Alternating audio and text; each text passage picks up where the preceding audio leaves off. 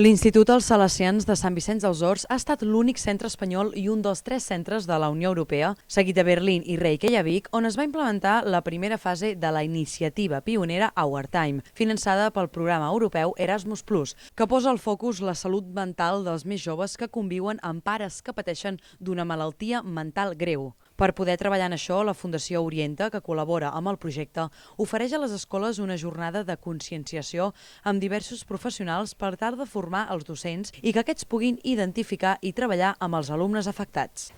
És molt important, sobretot pels fills de pares malalts mentals, els mestres de l'escola, perquè ells no tenen aquest suport a casa i a més el conviure amb pares malalts mentals, per ells això és una normalitat.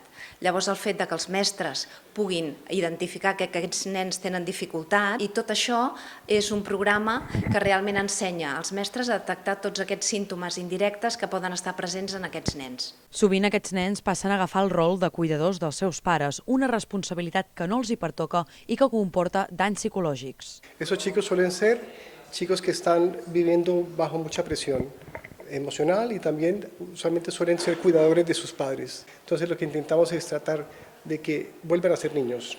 La valoració inicial del projecte és positiva tant per pares, alumnes i professors i s'espera que pel 2023 el projecte s'ampliï a altres franges educatives.